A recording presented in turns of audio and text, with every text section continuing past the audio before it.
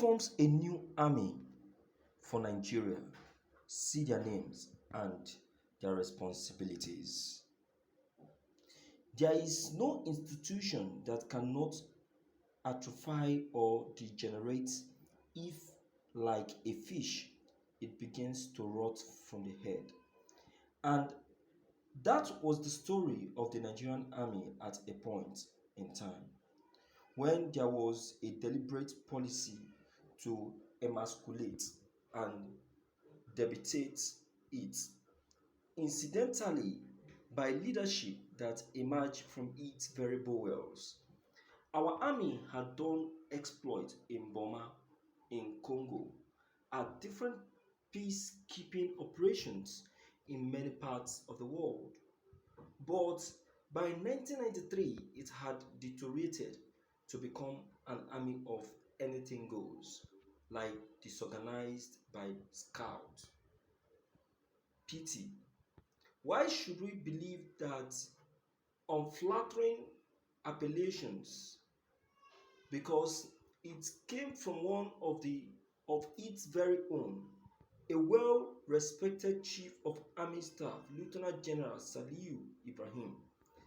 Ibrahim had commanded the army from August 1990 to September 1993. And when it was retiring, he lamented that the once revered institution had become an army of anything goes. There was hardly a whimper in protest, because the army itself knew that its chief spoke the truth. Many years before then, a police spokesman, Alozie Ogbugwaja, had said all that officers of the army knew how to do was to plan coups, drink beer, and eat pepper soup. Great was the umbrage, and that impudent policeman was run out of town. But by the time Saliu Ibrahim spoke in 1993, the pepper soup was almost no longer there.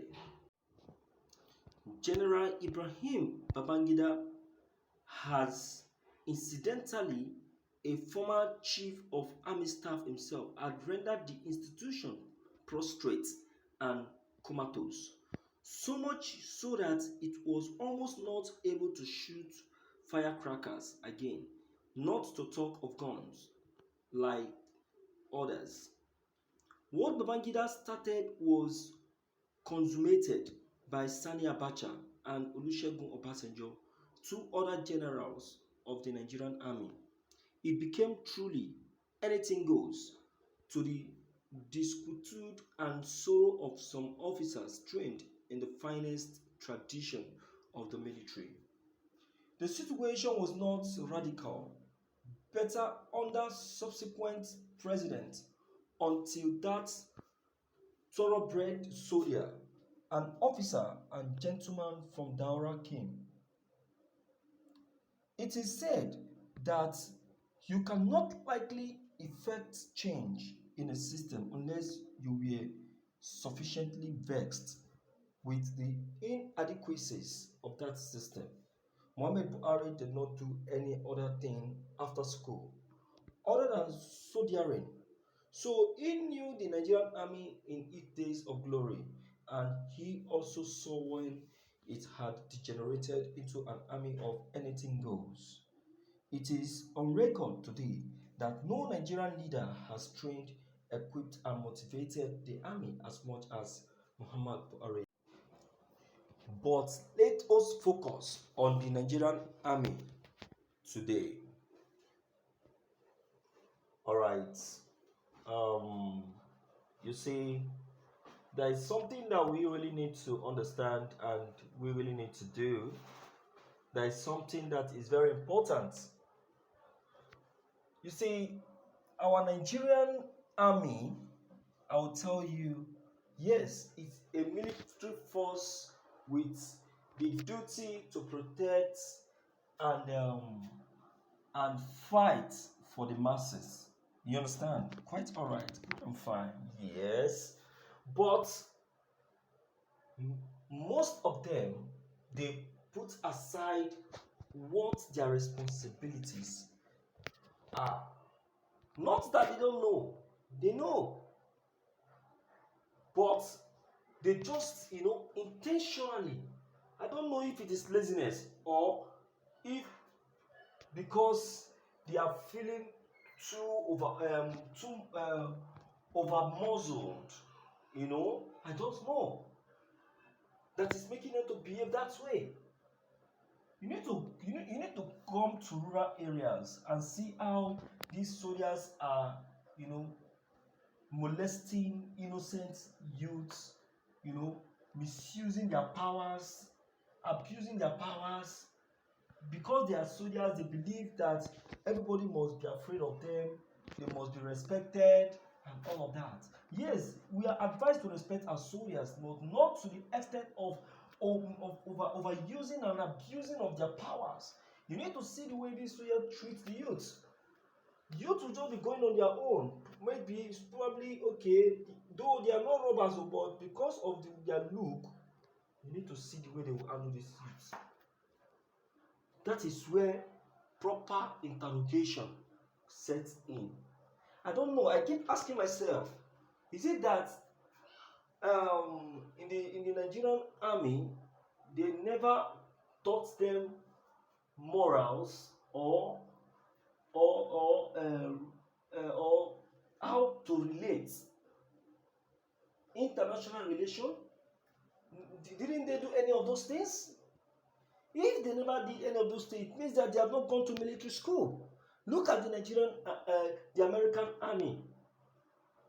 Their sense of reasoning is far, far different from our sense of reasoning.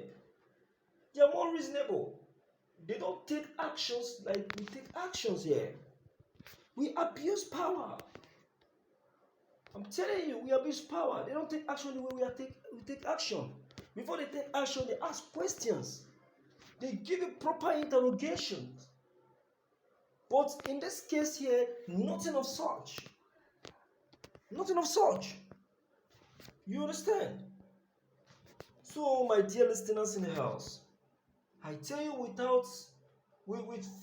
full reasonable doubt that this our Nigerian army of the truth, what they tag them to be is truly what they are. They are army of anything goes. Yes. In fact, they are now becoming more worse than the Nigerian police. Look at the COVID-19 period. Oh my God. That there is an increase in the infection of COVID-19 was caused by the Nigerian military. Most especially the army. People they put all their trust in, their confidence in. They fix them on the road to checkmate those that will flout the COVID-19 instruction. Instead of them to observe it and do as instructed, they disobey, get themselves bribed, and allow the people to have their way. Many of them build houses then. Plenty of them.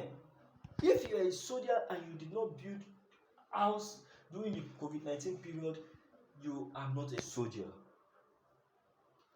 Because they made a lot of money. They made plenty of money. Am I talking too much? I don't think so. Alright, let me hear you speak anyway, my dear viewers in the house, based on what I've just said. Don't forget, your own opinion are very much welcomed. Don't forget to leave them below the comment section. Click on the subscription buttons as well as the bell buttons to get updated each time we upload any new videos. Thank you.